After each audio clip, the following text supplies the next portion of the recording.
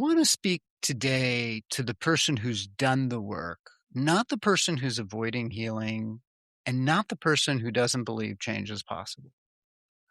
I want to speak to the person who's been on the path for years, who's sat in circles, they've read books, they've done therapy, they've tried different modalities, both natural remedies and conventional remedies. They can map their patterns with precision and trace their wounds to their origins, and who quietly, in moments that they don't want to admit, wonder, why am I still here? Why does the same pattern keep running?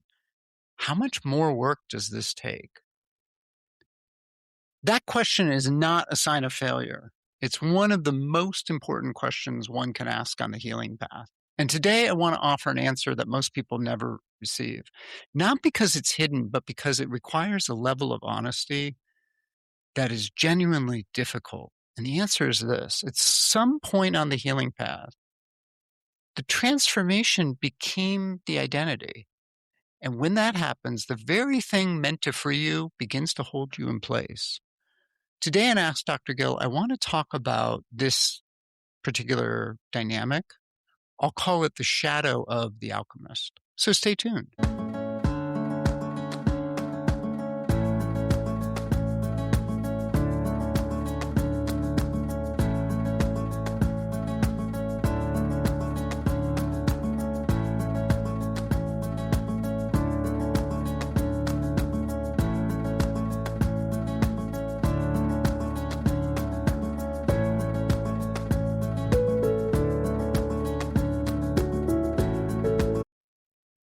Hello and welcome to Ask Dr. Gill. I am your host, Dr. Gil Winkleman. And today on the podcast, I want to talk about the alchemist archetype specifically, although other archetypes have a similar dynamic potentially.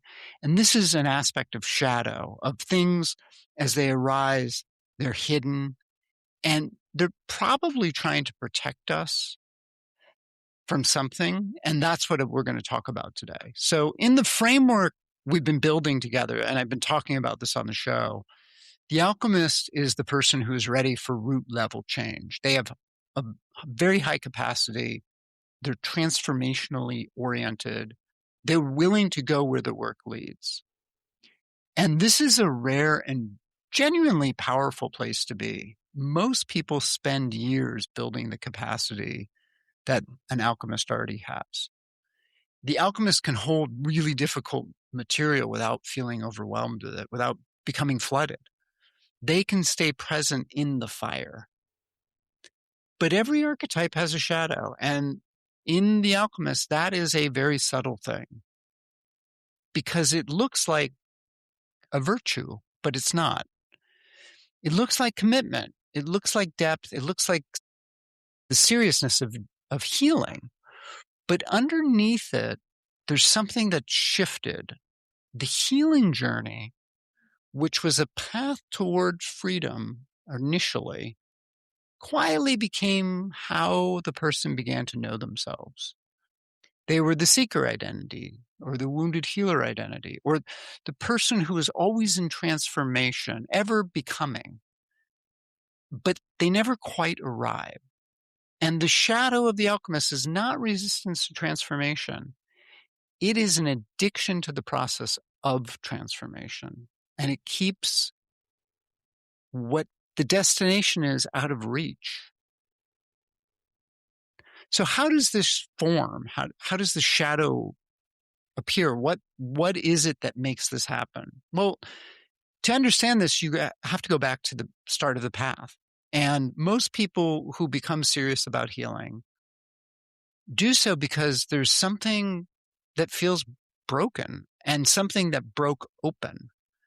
So, oftentimes people will go through a health crisis, or they'll have a relationship end, and a moment of life where they're living became impossible to sustain for whatever reason, either because of circumstances or because something they knew inside wasn't right.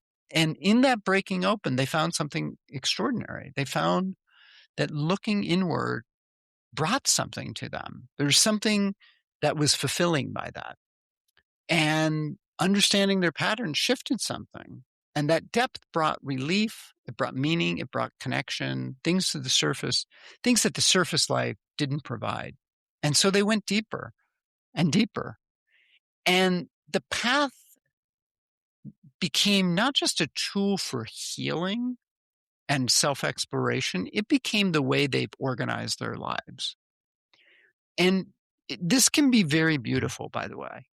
And I don't want to knock it, but this is also where the shadow can enter. It doesn't enter dramatically, which makes it difficult to see. It happens through some very reasonable choices. You find a community inside the work. It's the people who understand you most deeply because they're on a similar path. Um, their language and your language becomes the language of healing. And your calendar might get filled with various things that are related to that. Retreats, practices, therapies, structures. Nothing is wrong with this, by the way. And it can make complete sense. But here's the danger. Without anyone intending it, the story you tell yourself begins to center around that wound. Not the healed version, not the freed version, the one that's still in process, that's still becoming, that's still working on the next layer. So when someone asks you, how are you? The answer has more to do with where you are in the work as opposed to what is actually going on in your life. And this is a moment to start pausing and looking at this, because the question, how is the work going and how are you, had become the same question. That's where the self and the process of transforming the self merged. It's no longer a clear distinction between who you are and what you are healing. And this happens because of a very quiet calculation in the nervous system, which is if being in transformation keeps me safe, connected, and having meaning, then completing the transformation becomes a threat. Now, this is not something that we are usually conscious of, but the body knows this. The body understands this, and it organizes around this very calculation. And the pattern returns just before completion, the new relationship that reactivates the old wound at the moment of real intimacy, the health symptom that might resurface when life is really going well, or you book a new workshop or do a new ayahuasca retreat before you've really fully integrated the last one. These aren't failures of commitment. They are the shadow doing its job, which is to protect the identity that has come to depend on the journey never ending. So there's 3 signs that the shadow might be running through your system, in your system. The first one is you know your pattern better than you live differently. In other words, there's a gap, and you know it, between your understanding and your daily experience. You can describe the issues that you might have, either with your attachment style or how your nervous system responds or your family system's dynamic.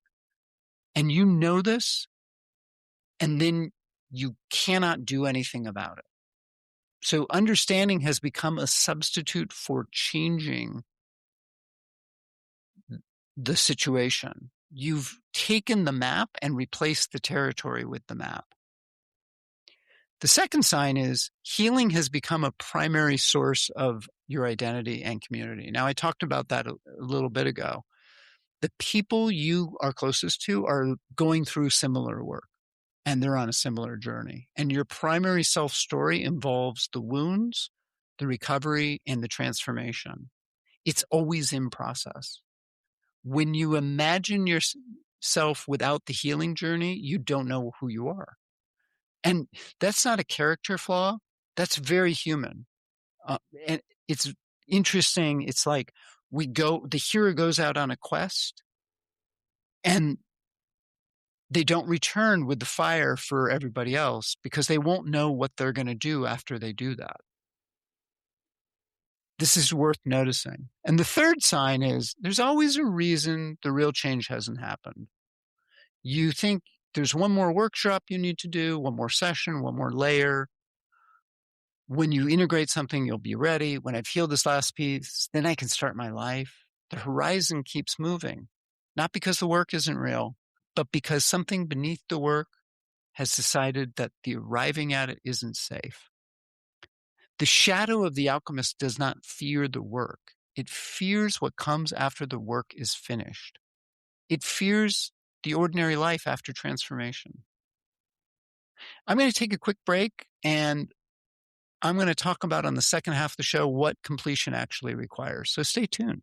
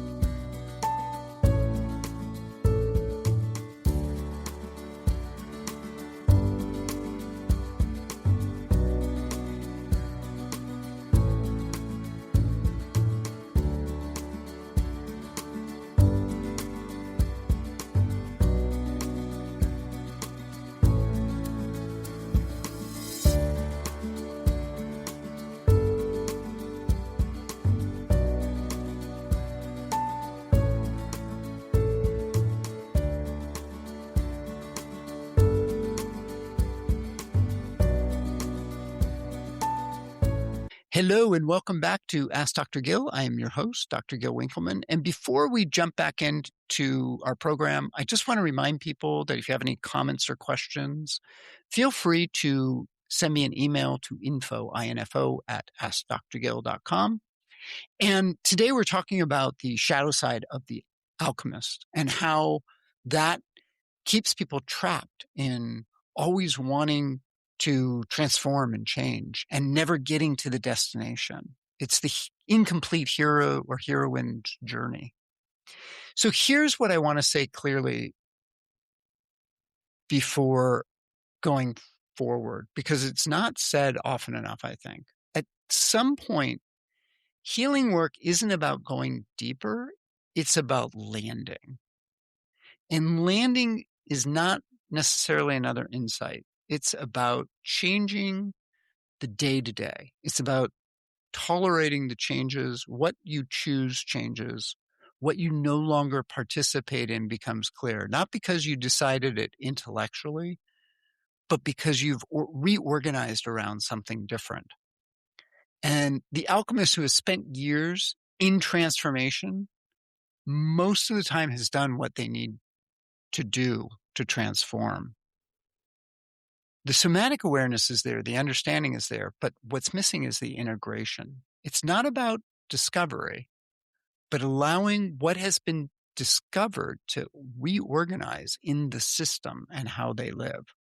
And this is a very different type of work. It's quieter, it's less dramatic.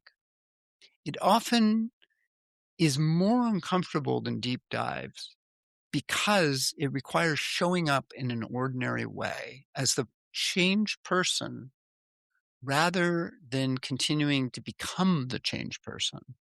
It reminds me of the Buddha saying, before enlightenment, chop wood, carry water.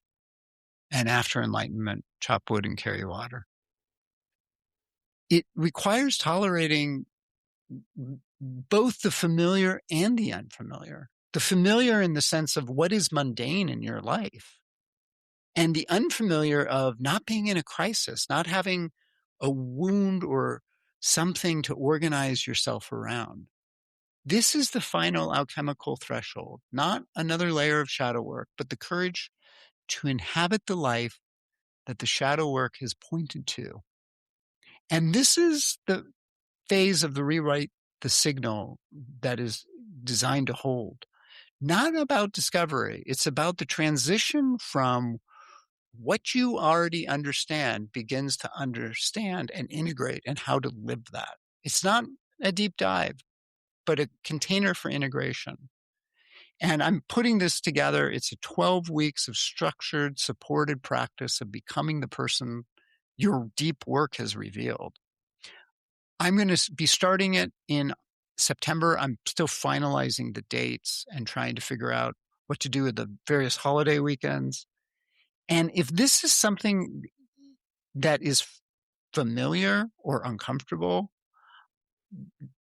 I want you to be the first to know about this. And there's a link to join a wait list in the show notes that I'll put up, and I'll be putting up the information as well. So before I leave you, I want to leave you with 3 questions, something to feel.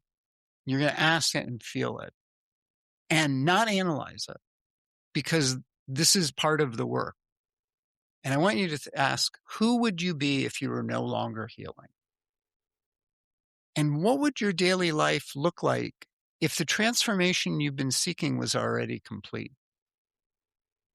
And is there any part of you, be honest now, that finds the prospect more frightening than relieving? Your answers to those questions are more informative than anything I can share with you. The shadow of the alchemist is not a problem to be solved. It is the last guardian on your path, testing whether you are ready to receive what the healing elixir is, where the journey was already leading you toward. You've done the work. The question is, are you willing to let it be done, to be complete? Transformation, by the way, is not a destination you arrive at. It is a life you begin living when you stop using the journey as a place to hide. So I just want to make a quick call out. If you haven't taken the archetype quiz yet, it's askdrgill.com/archetype-quiz. I'll put the link on the show notes. This is a good time to do it. It's going to take maybe 10 minutes, 5 to 10 minutes. It looks like a lot of questions, but it's pretty fast going through it. And this will help you figure out what your next steps are on your healing path.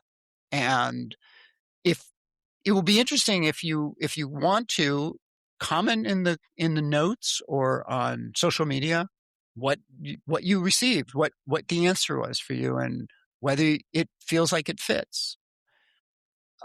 Next week, I'm going to turn towards how your archetype shapes not just your health, but your relationships, why you keep attracting some similar dynamics, and how this relates to your nervous system. Until then, notice the moment you reach for the next thing and ask whether you're moving forward or circling. Thank you so much for joining me, and I look forward to seeing you next time.